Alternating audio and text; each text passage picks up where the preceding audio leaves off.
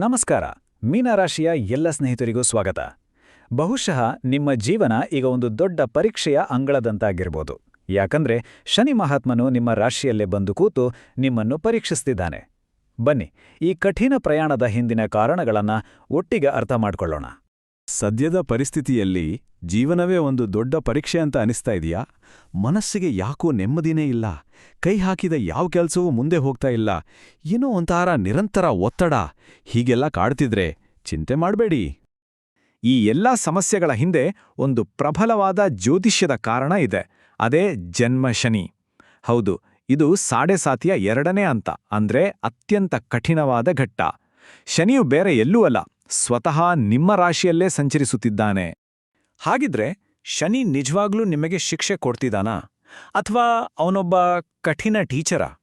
ಈ ಕಷ್ಟದ ಹಿಂದಿನ ಏಕೆ ಅನ್ನೋದನ್ನ ಅರ್ಥ ಮಾಡ್ಕೊಳ್ಳೋಕೆ ಬನ್ನಿ ಸ್ವಲ್ಪ ಆಳವಾಗಿ ನೋಡೋಣ. ಮೊದಲು ಈ ಜನ್ಮಶನಿ ಅಂದ್ರೇನು ಅಂತ ತಿಳ್ಕೊಳ್ಳೋಣ. ಇದು ಸುಮಾರು 30 ವರ್ಷಕ್ಕೊಮ್ಮೆ ಪ್ರತಿಯೊಬ್ಬರ ಜೀವನದಲ್ಲೂ ಬರುವಂಥ ಒಂದು ಘಟ್ಟ. ಯಾವಾಗ ಶನಿ ನಿಮ್ಮ ರಾಶಿಗೆ ಬರ್ತಾನೋ ಆಗ ನಿಮ್ಮ ಕಳೆದ 30 ವರ್ಷಗಳ ಕರ್ಮದ ಲೆಕ್ಕಾಚಾರ ಶುರುವಾಗುತ್ತೆ. ನೆನ್ಪಿಡಿ, ಶನಿ ಕೇವಲ ಒಂದು ಗ್ರಹ ಅಲ್ಲ, ಅವನು ಕರ್ಮದಾತ, ಅಂದ್ರೆ ನಮ್ಮ ಕರ್ಮಕ್ಕೆ ತಕ್ಕ ಫಲ ಕೊಡುವ ನ್ಯಾಯಾಧೀಶ. ಇಷ್ಟೊಂದು ಮನಸ್ಸಿನ ಗೊಂದಲಕ್ಕೆ ಕಾರಣ ಏನ್ ಗೊತ್ತಾ? ನೋಡಿ, ಮೀನರಾಶಿ ಅನ್ನೋದು ಜಲತತ್ವದ ರಾಶಿ. ಅಂದ್ರೆ ನೀವು ಸ್ವಭಾವತಃ ಕನಸುಗಾರರು, ರೊಂಬ ಭಾವನಾತ್ಮಕ ಜೀವಿಗಳು. ಆದರೆ ಶನಿ ಅವನು ವಾಯುತತ್ವದ ಗ್ರಹ. ಅವನು ಕಂಪ್ಲೀಟ್ ರಿಯಲಿಸ್ಟ್, ಶಿಸ್ತಿನ ಪ್ರತಿರೂಪ. ಈಗ ನೀವೇ ಯೋಚನೆ ಮಾಡಿ, ಶಾಂತವಾಗಿರೋ ನೀರಿನ ಮೇಲೆ ಜೋರಾಗಿ ಗಾಳಿ ಬೀಸಿದ್ರೆ ಏನಾಗುತ್ತೆ? ದೊಡ್ಡ ದೊಡ್ಡ ಅಲೆಗಳೇಳುತ್ತಲ್ವಾ? ಅದೇ ರೀತಿ ಶನಿಯ ವಾಸ್ತವವಾದ ನಿಮ್ಮ ಭಾವನೆಗಳ ಮೇಲೆ ಅಪ್ಪಳಿಸಿದಾಗ ಮನಸ್ಸಲ್ಲಿ ಗೊಂದಲದ ಅಲೆಗಳೇಳೋದು ತುಂಬಾನೇ ಸಹಜ. ಸೊ ಇಲ್ಲಿ ನಾವು ಅರ್ಥ ಮಾಡ್ಕೋಬೇಕಿರೋ ಮುಖ್ಯವಾದ ವಿಷಯ ಅಂದ್ರೆ, ಶನಿ ನಿಮಗೆ ಶಿಕ್ಷೆ ಕೊಡ್ತಿಲ್ಲ, ಬದಲಿಗೆ ಅವನು ವಾಸ್ತವದ ಒಂದು ಕನ್ನಡಿ ತೋರಿಸಿ, ನೋಡು ಇದು ನಿಜವಾದ ಪ್ರಪಂಚ, ಶಿಸ್ತಿನಿಂದ ಬದುಕು ಅಂತ ಪಾಠ ಕಲಿಸ್ತಿದ್ದಾನೆ. ನಮ್ಮಲ್ಲಿರೋ ಅಹಂಕಾರ, ಸೋಮಾರಿತನ, ತಪ್ಪುಗಳನ್ನೆಲ್ಲ ಸರಿಪಡಿಸಿ ನಮ್ಮನ್ನೇ ಒಂದು ಬೆಟರ್ ವರ್ಷನ್ ಆಗಿ ಮಾಡೋದೇ ಅವನ ಉದ್ದೇಶ. ಸರಿ, ಈಗ ಶನಿಯ ಪ್ರಭಾವ ನಿಮ್ಮ ಜೀವನದ ಯಾವ್ಯಾವ ಭಾಗದ ಮೇಲೆ ಆಗ್ತಿದೆ ಅಂತ ನೋಡೋಣ. ಶನಿ ತಾನು ಕೂತಿರೋ ಜಾಗಕ್ಕಿಂತ ತಾನು ನೋಡುವ ದೃಷ್ಟಿಯಿಂದಲೇ ಹೆಚ್ಚು ಪ್ರಭಾವ ಬೀರ್ತಾನೆ. ಅದರಲ್ಲೂ 2026ರಲ್ಲಿ ಅದರ ಪ್ರಭಾವ ಹೆಚ್ಚಾಗಿರುತ್ತೆ. ಶನಿಯ 3 ದೃಷ್ಟಿಗಳು ನಿಮ್ಮ ಜೀವನದ 3 ಪ್ರಮುಖ ಭಾಗಗಳ ಮೇಲೆ ಪರಿಣಾಮ ಬೀರುತ್ತೆ. ಮೊದಲನೇದಾಗಿ ಅವನ 3ನೇ ದೃಷ್ಟಿ ವೃಷಭ ರಾಶಿಯ ಮೇಲೆ ಬೀಳೋದ್ರಿಂದ ಧೈರ್ಯ ಕಡಿಮೆ ಆಗೋದು, ಅಣ್ಣ ತಮ್ಮ ಅಕ್ಕ ತಂಗಿಯರ ಜೊತೆ ಸುಮ್ಸುಮ್ನೆ ಮನಸ್ತಾಪ ಬರೋದು, ಇಂಥವೆಲ್ಲ ಶುರುವಾಗುತ್ತೆ. ಇನ್ನು 7ನೇ ದೃಷ್ಟಿ ಕನ್ಯಾ ರಾಶಿಯ ಮೇಲೆ ಬೀಳೋದ್ರಿಂದ ದಾಂಪತ್ಯದಲ್ಲಿ ಸಣ್ಣ ವಿಷಯಕ್ಕೂ ದೊಡ್ಡ ಜಗಳ ಆಗೋದು, ಪಾರ್ಟ್ನರ್ಶಿಪ್ ವ್ಯವಹಾರಗಳಲ್ಲಿ ಸಮಸ್ಯೆಗಳು ಕಾಣಿಸ್ಕೊಳ್ಬೋದು. ಮತ್ತು ಕೊನೆಯದಾಗಿ 10ನೇ ದೃಷ್ಟಿ ಧನುರಾಶಿಯ ಮೇಲೆ ಬೀಳೋದ್ರಿಂದ ಕೆಲಸದಲ್ಲಿ ಪದೇ ಪದೇ ಅಡೆತಡೆಗಳು, ಮೇಲಧಿಕಾರಿಗಳ ಜೊತೆ ಕಿರಿಕಿರಿ ಉಂಟಾಗ್ಬೋದು. ಈ ಎಲ್ಲ ಪ್ರಭಾವಗಳ ಒಟ್ಟು ಪರಿಣಾಮ ಏನು ಗೊತ್ತಾ? ಒಂದೇ ಪದದಲ್ಲಿ ಹೇಳೋದಾದ್ರೆ ಮಾನಸಿಕ ಒತ್ತಡ, ರಾತ್ರಿ ಸರಿಯಾಗಿ ನಿದ್ದೆ ಬಾರದಿರೋದು, ಅನಗತ್ಯ ಚಿಂತೆಗಳು, ಆತಂಕ. ಬಹುಶಃ ಮೀನರಾಶಿಯವರು ಸದ್ಯಕ್ಕೆ ಎದುರಿಸ್ತಿರುವ ಅತಿದೊಡ್ಡ ಸವಾಲು ಅಂದ್ರೆ ಇದೇನೆ. ಆದ್ರೆ ಅಯ್ಯೋ ದೇವ್ರೇ ಅಂತ ತಲೆ ಮೇಲೆ ಕೈ ಹೊತ್ಕೂರೋ ಅಗತ್ಯ ಇಲ್ಲ. ಪ್ರತಿಯೊಂದು ಬೀಗಕ್ಕೂ ಒಂದು ಕೀ ಇದ್ದೇ ಇರುತ್ತೆ.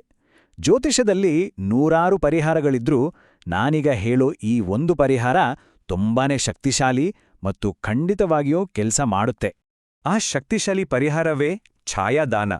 ಅಂದ್ರೆ ನಮ್ಮ ನೆರಳನ್ನೇ ದಾನ ಮಾಡೋದು. ಶನಿಯ ಕೆಟ್ಟ ಪ್ರಭಾವವನ್ನ ಶಾಂತಗೊಳಿಸೋಕೆ ಇದಕ್ಕಿಂತ ಶ್ರೇಷ್ಠವಾದ ಉಪಾಯ ಇನ್ನೊಂದಿಲ್ಲ ಅಂತ ಶಾಸ್ತ್ರಗಳು ಹೇಳ್ತವೆ.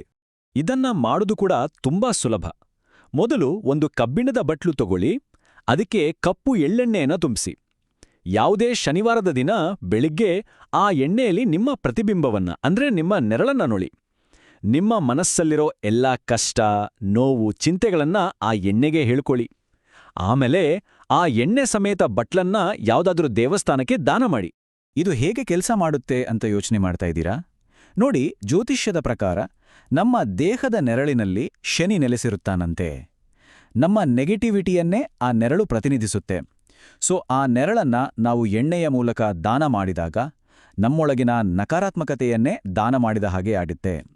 ಇದರಿಂದ ಶನಿ ಶಾಂತನಾಗ್ತಾನೆ, ನಮ್ಮ ಮನಸ್ಸಿನ ಭಾರ ಕೂಡ ಇಳಿಯುತ್ತೆ.